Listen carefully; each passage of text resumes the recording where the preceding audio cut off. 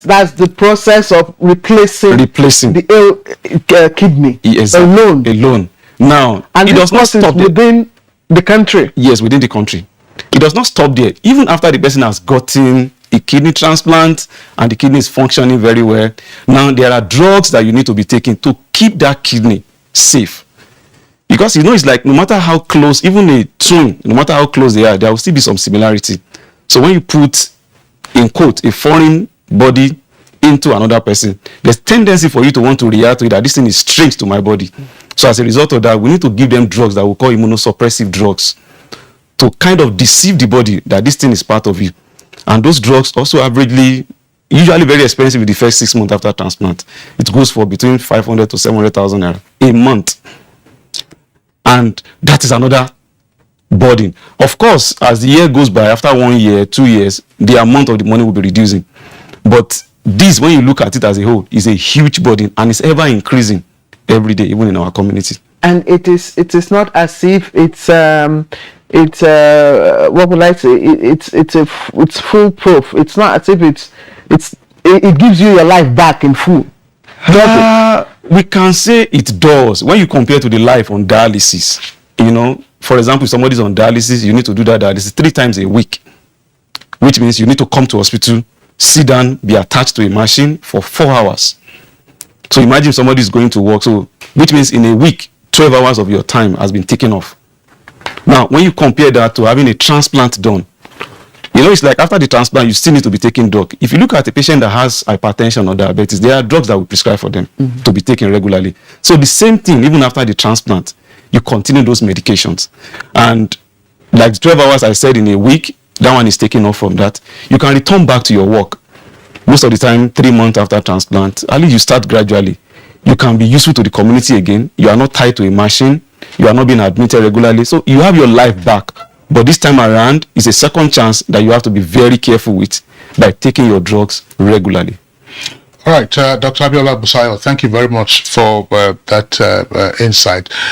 We have another guest who is joining us from our Ibadan Network Center.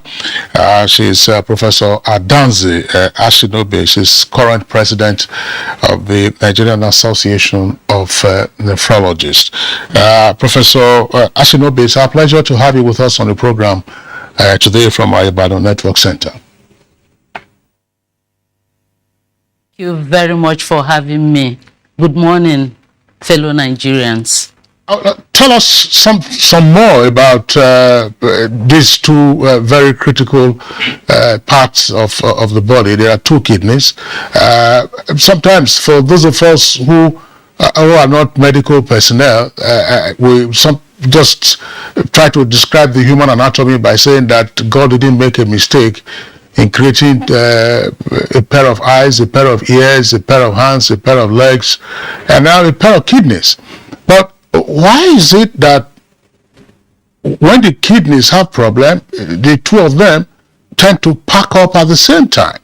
What is the cause of this? And in addition to what the other guests have earlier explained, what more can you tell us as to the reason why these 2 critical pairs, or by this pair of critical organs, they tend to be under tremendous assault in our country today?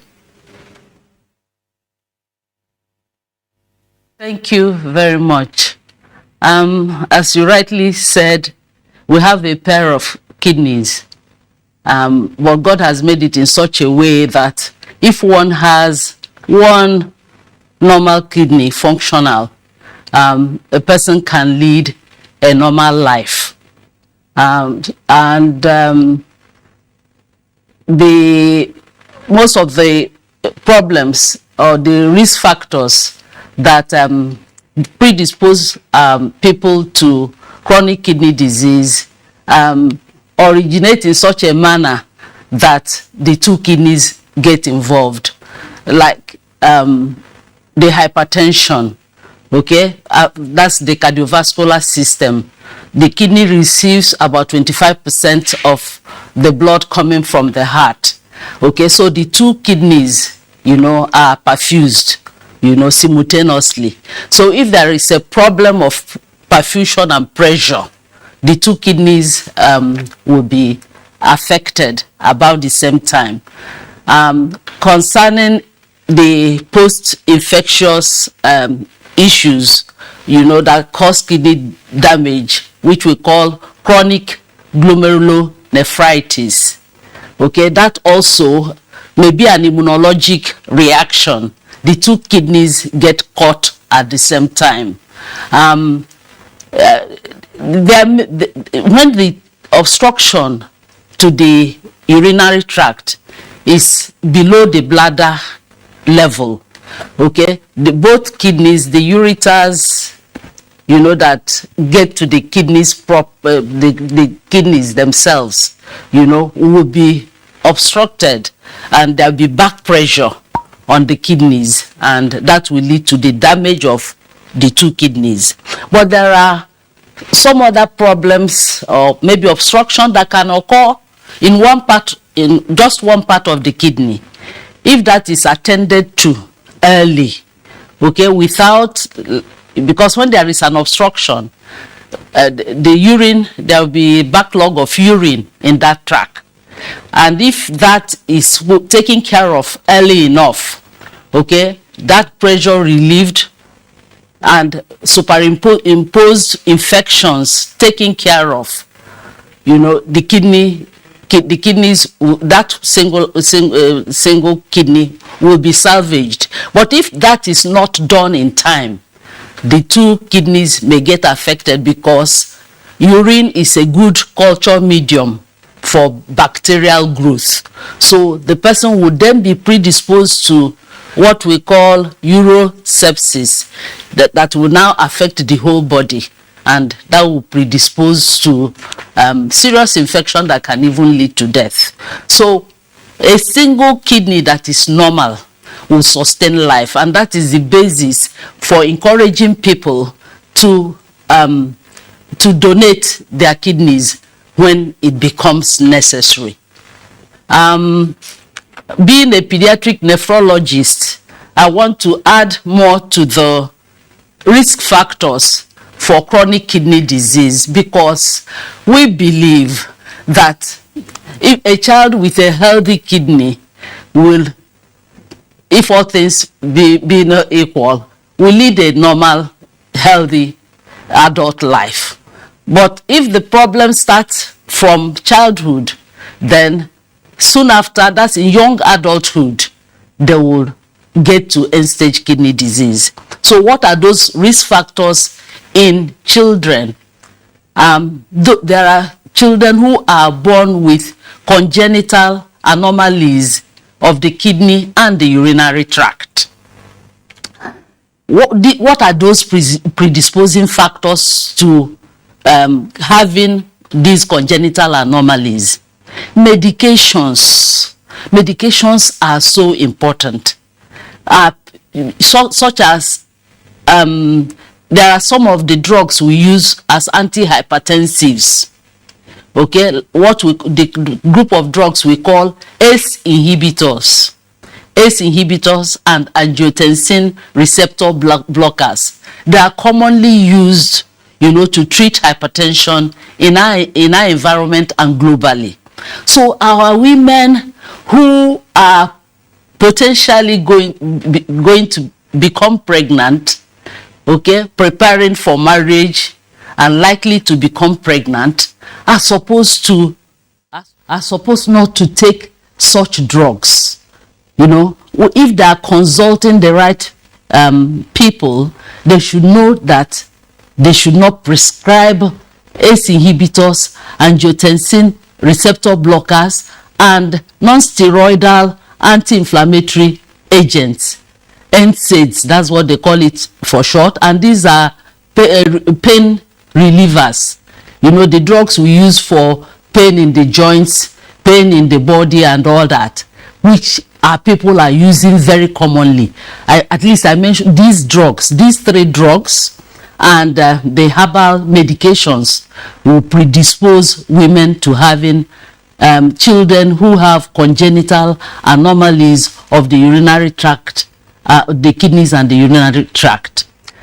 The earlier speaker, Professor Aliu mentioned acute kidney injury. It's now been shown that those who have acute kidney injuries that are not properly managed will go on to chronic kidney disease, and that is common, you know, amongst our children, even from malaria, even from sepsis. The two major causes of acute kidney injury in our environment are malaria and septicemia, what we call sepsis. Even in adults, the most common cause of acute kidney injury is sepsis. And if these things are not well taken care of, the kidneys will progressively get damaged. And as my colleagues have said, there are stages. If we can pick them up in the early stages, there are things we can do to reduce progression of the disease to end stage. Children. Professor Sinobi, thank you, and you have provided us with very vital information, you know, about kidney disease in children, and of course the factors predisposing women to the disease. But one alarming concern that we discovered from the statistics that we've gotten is the number of young adults within the age bracket of 30 and above who have come down with this, you know, chronic kidney disease and on the way to the end stage disease. Are there any predisposing factor or factors for this? Very much. For many of them, chronic glomerulonephritis will be the thing that predisposes the young adults to chronic kidney disease. And it's important also to note that the blacks and Nigerians having the greatest population of blacks are more predisposed to kidney damage from the common causes of chronic kidney disease. So a Nigerian, a black that has hypertension, a black that has HIV, a black that has diabetes mellitus is more predisposed to developing chronic kidney disease compared with the Caucasians. And that is a fact that we should look at, that being black is a risk factor for CKD. And that has been traced to maybe some genetic makeup, you know. At least there's one that has been proven, the apolipoprotein 1 genetic mutation, which originated from our body trying to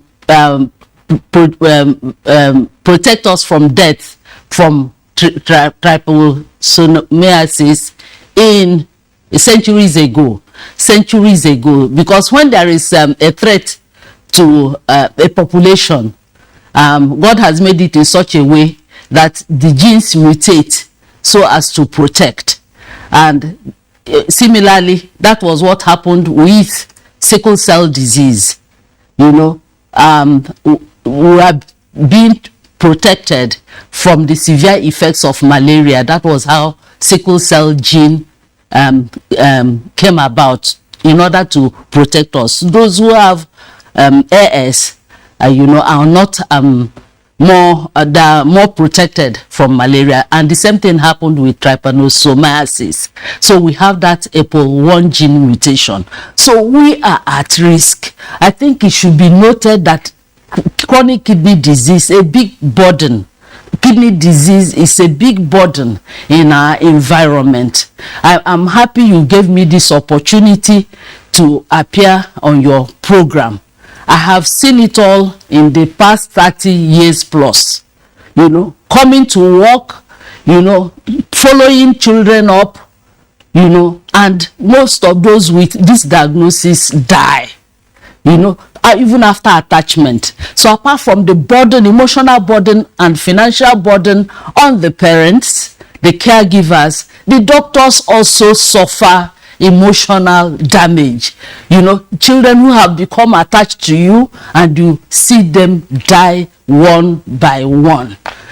Kidney transplantation has been established since 1954. That's about 68 years, and we are still crawling.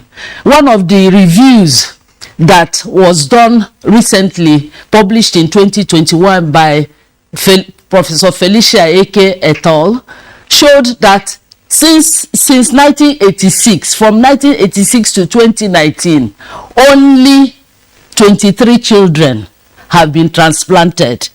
In America, they transplant at least 20,000 people per annum, you know, and in some countries, you know, such large numbers are transplanted per annum. But that is here in Nigeria, you know, that's combining adults and children. I don't think we have up to 1,500 that has been transplanted inside our country. So we should please do something about transplantation in Nigeria. That's the best option for treatment of end-stage kidney disease. That is the best option, and we are grateful to Dr. Ebum Bamboye, who pioneered the commencement of transplantation in this country when it appeared impossible. You know, many centers are now doing transplantation. We are also grateful to the Abuja group at Zenith. All right, Professor Asinobi, thank you very much. We will return to you in the course of the conversation. Let's bring in the other guests to also weigh in on the relevant issues around the kidney affliction that is bedeviling our country. Professor Ali Abdu in our Kaduna Network Center. Professor Ali Abdu, tell us, let's try to examine the policy implications of some of the points that you as experts have raised this morning. First, I mean, we've heard about the misuse or abuse of concoctions. You find them at motor parks, you find them in people's homes, and so on and so forth. That's been mentioned. We've also talked about bleaching creams.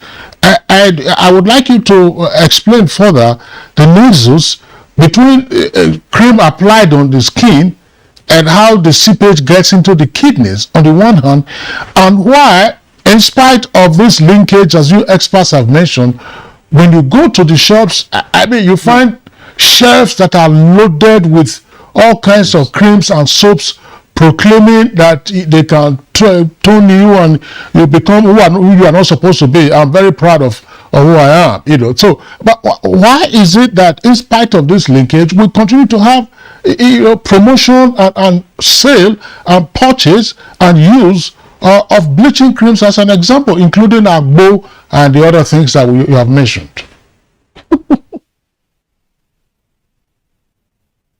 Thank you very much. Now, most of these skin lighting creams and soaps that are used contain heavy metals, and those metals, especially mercury, get absorbed into the blood and carried to other parts of the body, including the kidneys. And it is these heavy metals that causes the damage to the kidneys. And on why is still there, to be fair to the system, there are regulatory bodies. For example, NAFDAC, they do their best to prevent the inflow of these substances. However, the best way to do this, I feel, is continuous public enlightenment and educating the public on the dangers of the use of these substances. Even the orthodox medicines, we need public enlightenment. Like Dr. Asinobu said, this use of painkillers, what will prevent it is no regulation, is educating the public, educating the people on the importance of avoiding these things. This is what remains. And then, of course, the authorities need to take in their regulations on bringing these things into the country. These regulations should be imposed. In the first place, when you prevent them from getting access to the substances, it reduces their use. The second stage is public enlightenment. Telling people about the importance of avoiding these practices will also help. Okay, thank you, Professor Abdul, for your response there.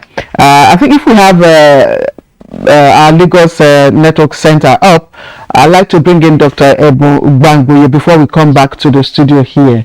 And I'm wondering, Dr. Gbangboye, you pioneered kidney transplant. The statistics is giving us about 20 million. I don't know. I don't know if that's correct. Of people on the way to dialysis, and another 20,000 people on the way to the end stage kidney disease.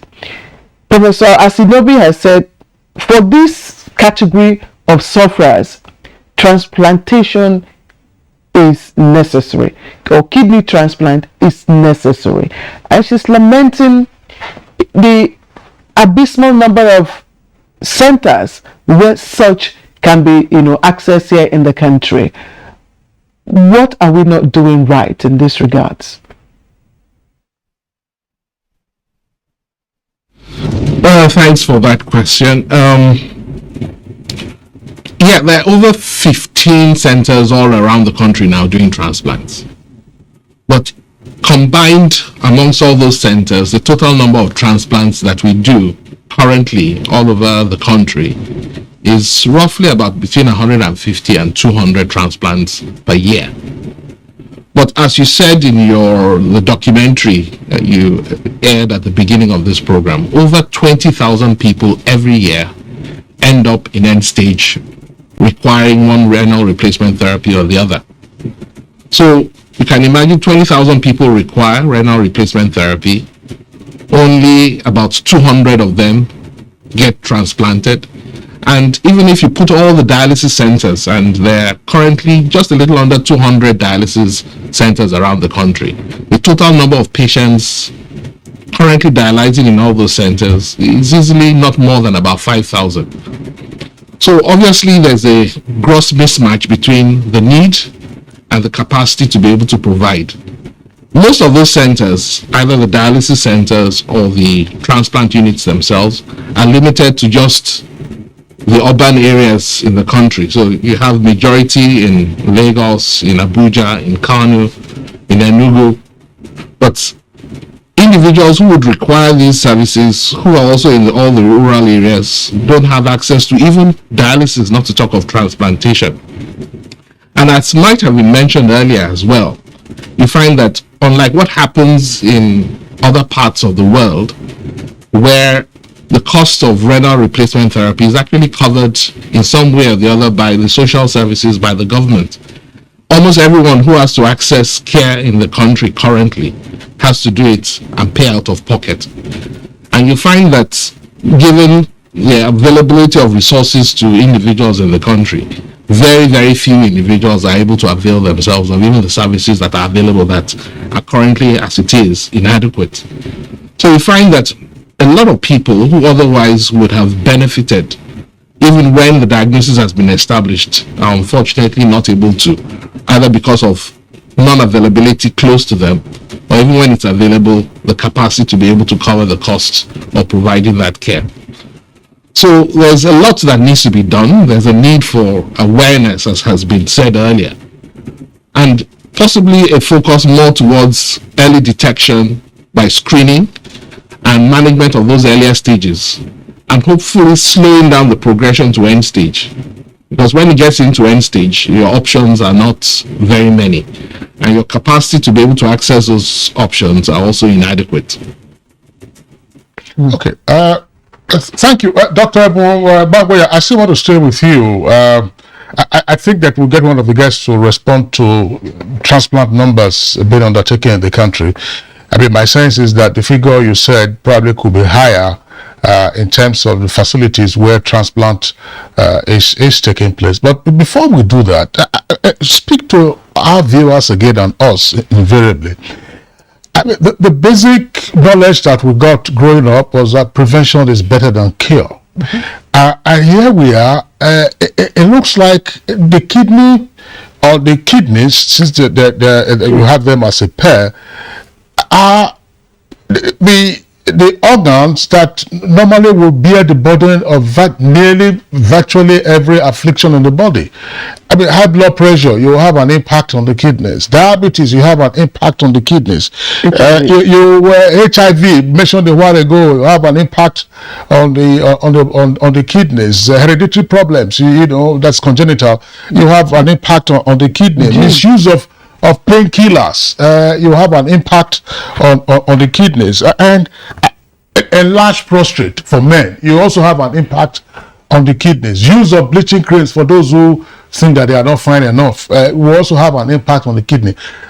I mean, what can we do again, plus the risk factor, as has been highlighted by Professor Asinobe? Are we having sufficient health education for this problem that is with us?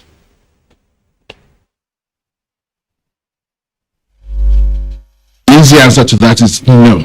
And that's why, really, as an association, that's the Nigerian Association of Nephrology now, we participate in this yearly event known as the World Kidney Day, where the second Thursday in March every year, all nephrologists in all parts of the country participate in programs that are geared towards enlightening the public, geared towards screening programs.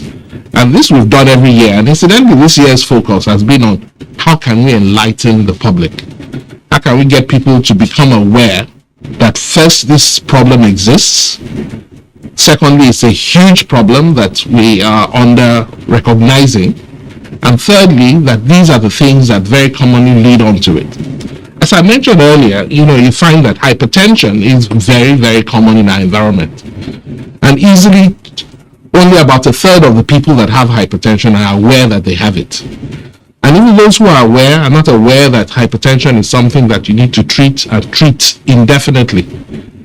And then thirdly, and probably just as importantly, people don't recognize that the cost of even common hypertensive drugs sometimes can run into several thousands of naira.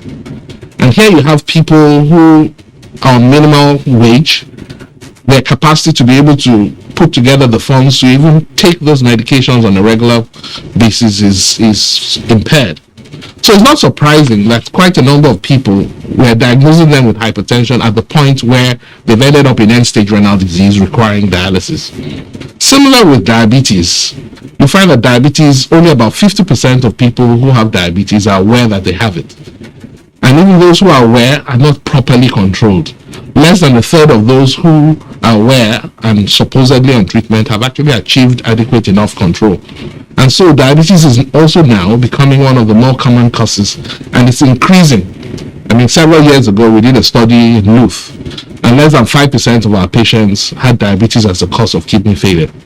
Now, similar studies now are showing that easily 15-20% of our patients have diabetes as a cause of their kidney failure. And then chronic infections, we've mentioned hepatitis B, about 10% of Nigerians have hepatitis B.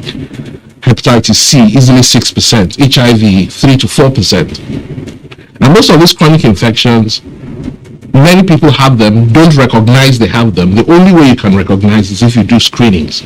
So it's important for government to recognize that their capacity to be able to cope with the cost of renal replacement therapy, either as dialysis or transplantation, is going to be almost impossible.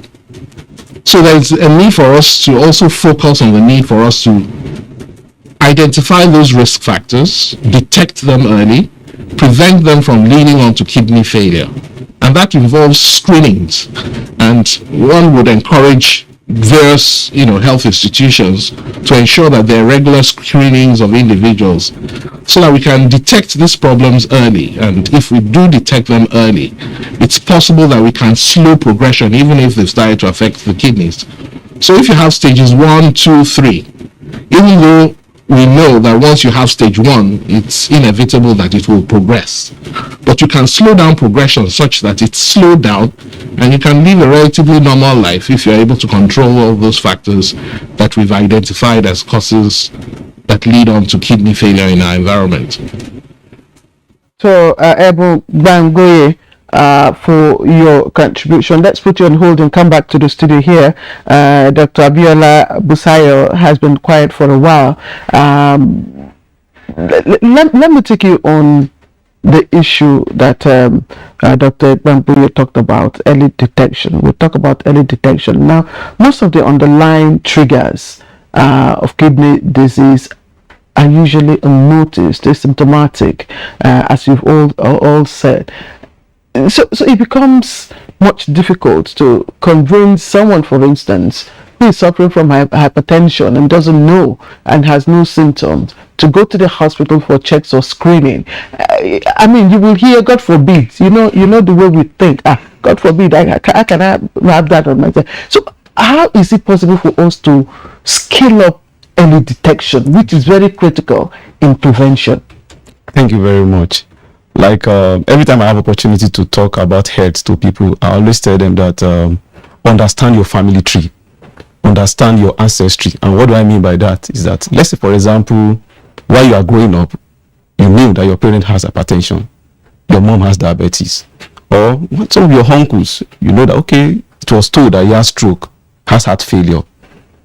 By virtue of that ancestry, the tendency is there for you also. It's not a must, but the tendency is very high that you may also come down with hypertension or diabetes. So there is you are responsible for your health at certain age of life. By the time you are getting to 30, getting to 40, even if it's just once a year, do a routine checkup. You know, I tell people that, okay, one of the good things you can do for yourself on your birthday, apart from celebrating with people, is that go out to an hospital, check your blood pressure, check your blood sugar, check your urine. Those things, you can come to an awareness. You know, even if you check and everything is fine, it gives you more confidence on how to maintain a healthy lifestyle going forward. So that said, understand your ancestry. I always say that because some of these diseases, diabetes, hypertension, they are hereditary sometimes. When your parent has the tendency there, that you will have it. So that will save you from being caught unguarded. Then also, there are some occupations that people do, for example, even those in the health sectors. Sometimes people talk about needle pricks, talk about handling blood. You can contact some of those infections by that. For example, hepatitis B, HIV, we call them occupational hazards. When you are involved in such occupations, it's necessary for you, even if it's just once a year, do your blood workup, check if everything is fine. If you work in the dialysis facilities, some of them could have a needle prick, some of them could have blood splash on their faces, which could lead to HIV. But even if you know you have the blood flashes, there are preventions that you can do, you know, prophylactic treatment, that's what we call it, that you can take drugs to prevent you from contracting it. So with that, you can know. And if you are a man, by the time you are clocking 50, like it has been rightly said, from 50, 60, tendency for prostate enlargement is there. And it's also one of the major causes, you know, of kidney disease, that we call it post-renal causes. So you check. So the important thing is early checking, regular checkup. We cannot overemphasize that, because early detection always saves us a lot of trouble, in averting the disease progression. Well, Dr. Abiola Busayo, I put Dr. Bangoye on notice when he talked about the numbers of transplants that take place in the country. I said that I have a hunch on the basis of my interaction that the numbers he gave as to the annual figure relating to transplants in the country probably could be higher. What can you tell us some more? Because I know that some hospitals here in Abuja do quite some numbers. What do we know at this time? Thank you for that. I can speak for Zenith Medical and Kidney Center. For us at Zenith Medical and Kidney Center, we do an average of 10 to 12 kidney transplantation monthly. That's average every month. So if you put that together in a year, that's getting close to 150 annually that we do in Zenith Medical and Kidney Center. I know there are other places in Nigeria, particularly St. Nicholas, they also do. I may not be sure of other places figure, but I can confidently speak as far as Zenith Medical and Kidney Center is concerned. We do 10 to 12 average every month. Every month. That's about 10 transplants every month. And then, of course, if you extrapolate that on a yearly basis. So I'm sure that that's a figure that Dr. Ebubamboye may wish to also find a way in terms of future conversation. So respected consultant nephrologists who are experts in this matter are giving us enlightenment on care for the kidneys. We're taking a short break now. When we return, we'll continue with the conversation. The digital switchover project, which is commonly referred to as DSO, which entails television channels switching from analog to digital broadcasting, is one of the biggest projects embarked upon by this administration. Branded as Free TV, offers its viewers about 60 digital channels, including sports, music, movies, and news. The federal government has licensed about 23 set-top box manufacturers. 7 of them have their production, employing several thousands of people. We've made it now compulsory for all stations in Nigeria to only broadcast productions made in Nigeria for products which are produced in Nigeria.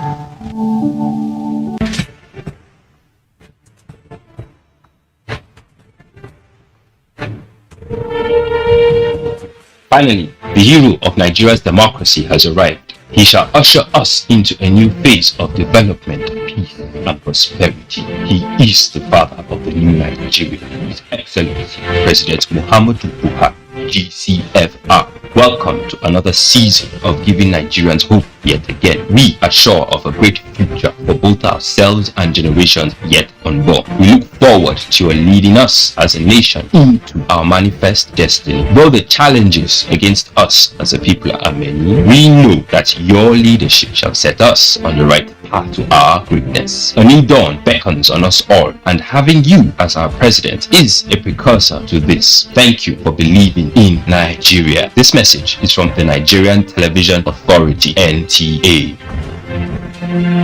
Our pastors, our imams, in every church, in every mosque, please realize that in the course of praying for peaceful and transparent elections, we all have duties beyond prayers.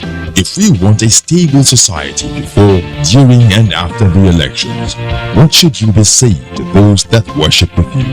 All Sundays and all Fridays, you are saddled with the responsibility of bringing up good generations. It is therefore your duty to both man and God to ensure peace all the time, no matter about elections alone. People talk to people and people listen. Talk to your followers. Make them listen to ensure peaceful 2023 elections. This message is from the National Orientation Agency. Motlalo, Nigeria are the 9th champions in this competition. The 12th edition of the Africa Women's Cup of Nations is here with 12 teams including reigning champions and 9-time winners, Super Falcons of Nigeria, all in contention from July 2 to 23 in Rabat, Morocco. You can catch all the actions live on the NTA Network Service and NTA Sports 24, channel 270 on StarTimes, 434 on StarSat and 731 on Free TV. Come, join us to promote another championship run by the Super Falcons. For your advert placement, please call Hawa on 0803 312 1022.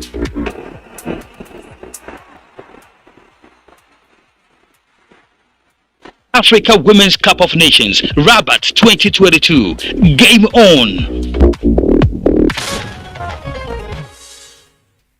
All right, welcome back to the program. It's Good Morning Nigeria live on the network service of the NTA, and we have experts in, of course, kidney care, all consultant physicians and nephrologists all here with us. Let me start from Network Center in Ibadan, where Professor Adanze Asinobi is joining us. And Prof, I'm wondering, earlier on I asked Dr. Abiola Busayo here what we can do to scale up early detection, since we've been talking about prevention, which is the best is the best remedy for any disease. Do you have any suggestion or advice in terms of policy how we can get people to go for screening or to be tested for kidney disease? Thank you very much. Our view, apart from the screening that takes place maybe once in a year, with the nephrologists on the World Kidney Day, we have the view that facilities for screening should be made available at primary healthcare centers all over the country. We have urinalysis that is done with dipsticks, which lower cadre of healthcare workers can perform, to detect that protein in urine, blood in urine. That will go a long way if it is detected and found to be persistent.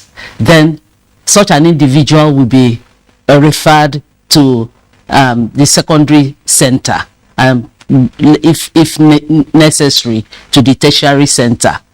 They should have facilities for checking the blood pressure. Our people should be able to walk into the primary healthcare center and get screened for proteinuria, protein in urine, for blood pressure, high blood pressure, and for maybe sugar in the urine or even in their blood, using just by a pinprick. Such facilities should be made available, even if it is at a minimum cost. So screening at primary healthcare level. And those who have problems can then get to the secondary level, where maybe further treatment can be, further investigations can be carried out. Two, we know that immunization, can also be helpful in preventing these diseases like hepatitis, like hepatitis B, those infections we mentioned. Thank God many of them can now be prevented, like the streptococcal infection that will affect the throat and then eventually damage the kidneys. So if our people get immunized, that will also help. Thank God the national program on immunization is taking care of some of these diseases. Will encourage our people to ensure that their children are immunized, and when they have the appropriate number of the vaccines, then it will protect them. Some of them will protect for life. So that should be encouraged. I will also say that no matter what we do, some individuals will still get to end-stage kidney disease. It's not everybody that will be endowed enough, to arrest the progression of these diseases. And I'm thinking that we should establish National Institute of Transplantation. All over the world, kidney transplantation, liver transplantation, cardiac transplantation, or that's almost all organs. Bone marrow transplantation, are being commonly performed. I would say that in our country, with the efforts of many of our doctors, on their own or obtaining fellowships, to study abroad. We have many people who are empowered to carry out these procedures, and we have collaborations. Some people can come from outside the country to perform these. So I think we should have a national institute for transplantation that will coordinate the transplant activities, all over the country. As Dr. Bamboye mentioned, we have about maybe 15 centers that have attempted doing kidney transplantations. They just have a few numbers, which shows that they are capable of doing it, but the constraints are too much. Like in a bank. All right. Thank you very much, Professor Asidobe. Thanks a lot again for your prescriptions and policy suggestions in terms of having an institute of transplantation. The transplant centers that are functioning, we understand, are proceeding with their operations almost routinely in some cases. Let's go back to Professor Aliyu Abdul in our Kano Network Center. Professor Aliyu Abdul, well, we're discussing care for the kidneys, and specialists in care for the kidney are referred to as nephrologists. Are we investing enough in the training of nephrologists in the country, and what numbers do we have? That's one. Second point I would like you to address is that what comparative lessons can we learn from the advanced countries, say in the Americas or in Europe, including the United Kingdom?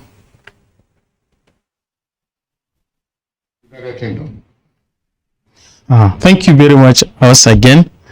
In terms of the training, I'm happy to let you know that we have many institutions that are currently involved with the postgraduate training of specialists in caring for the kidney, especially the nephrology. There are centers that are accredited and trainings are going on. And I'm happy to tell you that, like Dr. Asinobi said, through the International Society of Nephrology and other sister associations, we are able to expose our trainees and younger consultants to go to a well-established center and get some attachments. We call them fellowships. And these fellowships has helped a lot in augmenting the trainings we are giving to our residents and doctors who specialize in nephrology. And it's not only doctors that we train. We have established accredited training center for nephrology nurses in the country. And through the effort of the Nigerian Association of Nephrology, we are working hard to establish training programs for technologists, engineers that will take care of the dialysis machines. These are our own efforts. So I'm not saying that we have adequate number, but we have a training program that is accredited and tested and of international standard. And these trainings are augmented with our sister association that allow us to send our trainees for fellowships in developed centers. I personally enjoyed from these collaboration and fellowship programs. I did train in Johannesburg in South Africa with the ISPD scholarship. So the ISN, the ISPD, the TTS, and many other associations are helping us to augment the training. However, is the ability to retain the trained specialist. We are faced with serious problem right now. I lost many of my colleagues here from Kano to greener pastures. I got tempted, but I don't know what make me to stay, and I'm staying. But we are continuously losing these trained manpowers. Not only the doctor.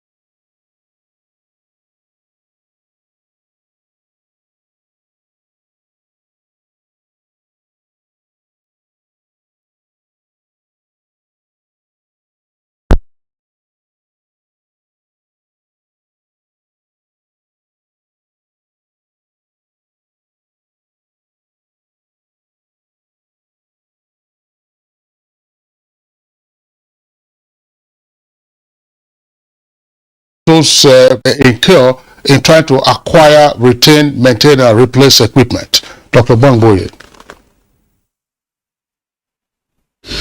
Well, I think that's a very important issue that you've raised, and government needs to get involved with these things. You talk about equipment, but that's even stretching things. Take medications. For every drug that a pharmaceutical firm wants to import, they're going to need to register, which carries a fee.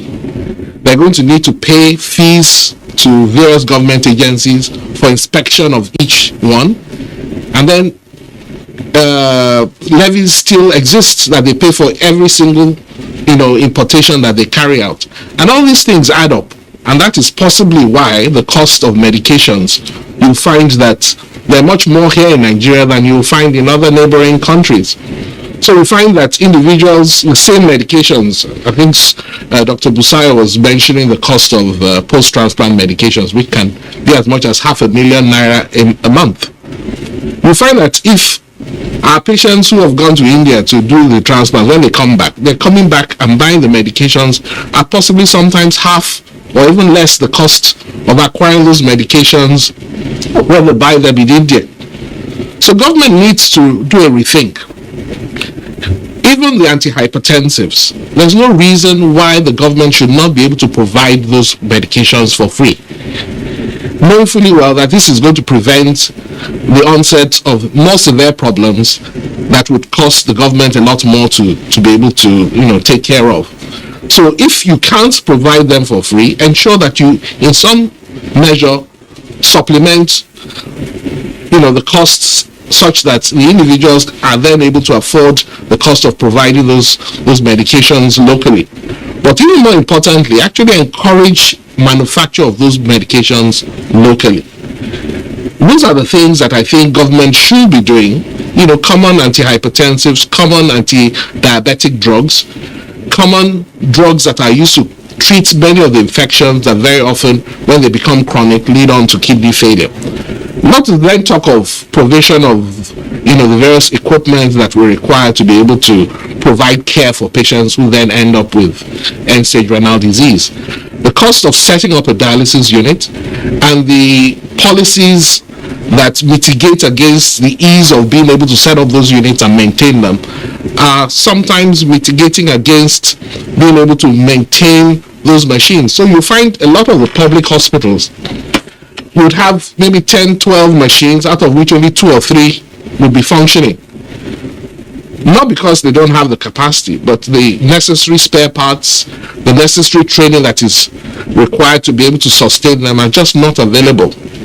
So these are things that I think government should be looking at. And I think we should have a much more broad eyes view about providing care for the citizens of this country, and realize that it's probably better now to focus on the early detection, screenings, and putting in place measures to prevent progression, and also then ensuring that we should be able to provide care for every person. It shouldn't only be the more privileged members of society that are able to avail themselves of things like transplantation. Government should be able to ensure that the NHIS should be able to at least provide for a certain number of sessions of dialysis on the health insurance scheme. All right, Dr. Bangboye, thank you very much. And just to let you know, I'm sure it skipped your mind. NHIS is now NHIA. That's the National Health Insurance Authority. That's right. And no longer its scheme. But quickly now, Dr. Busayo, they say you are what you eat. Is there any way in which this resonates with kidney disease or kidney conditions? Thank you. Definitely, I would say 100% correct. Some of them has been mentioned. Take for example the salt that we put in our food. I know some people, they grew up in a home whereby they have either sweet tooth or they take a lot of salt and they carry on with that even when they are on their own. So salt is one of the major causes, or that can trigger more the issue of hypertension, which will eventually cause can lead to chronic kidney disease. Also, when we talk about different rate at which herbal medications are being, they are proliferating all around, that has also been mentioned today. Most of those herbal concussion. I always tell people that some of them, they will tell you is NAFDAC approved. But there's a difference between NAFDAC listed and NAFDAC registered. Most of them, they are just NAFDAC listed, and that's why at the end of the number you will see hell on it. What about refined products? The oils we use for our cooking. Definitely, they are also part of it. Some of those high cholesterol containing, in our oil, they are also a major part of it. Indiscriminate use of analgesics, it has also been mentioned. Analgesic like diclofenac, ibuprofens. They are very strong analgesic for somebody that the kidney is already on the edge. When you take such, it could portend more danger, to the ongoing problem with the kidney. Dr. Abiola, sorry, I know that again, as I said, that's more interesting. Well, maybe that's some subject matter that we can get into with the nutritionists and nephrologists. You say what you eat can harm you. You mentioned salt, for instance, and agbo and other things. Now, what else can you eat that will enhance the work of your kidney? We can't get into that conversation today, Claire. All right, thank you, Kingsley. Yes. Dr. Abiola Busayo is consultant physician and nephrologist at the Zenith Medical and Kidney Center, located here in Abuja. I would like to appreciate you, Dr. Busayo, for your contributions. Professor Adanze Asinobi is President, Nigerian Association of Nephrology. She joined us from Ibadan Network Center. And Dr. Ebu Bangbuyo, a consultant transplant nephrologist and clinical director, St. Nicholas Hospital based in Lagos, past president, Transplant Association of Nigeria, and also past president, Nephrology Association of Nigeria. Thank you very much for joining us from our Lagos Network Center, Dr. Bangbuyo. And Professor Aliyu Abdul, consultant physician and nephrologist, head of nephrology unit at Aminu Kano Teaching Hospital in Kano, and also professor of medicine at the Bayero University, Kano. Thank you very much, Professor Abdul, for also joining us for today's edition of Good Morning Nigeria. And that's it for today. Yeah, for today and indeed for the week. We always appreciate you for tuning in, and of course, I'm sure you enjoyed today's edition as you enjoyed the previous editions of the program. We're back on Monday, same time, 7 in the morning. Look after yourselves. I'm Kingsley Osadolo. Enjoy your weekend. And also look after yourselves. I am Claire Adilabu Abdul-Razak. And remember that you can always connect with us in the fight against rape and rapists. From all of us, the GMN crew, have a wonderful weekend. Thank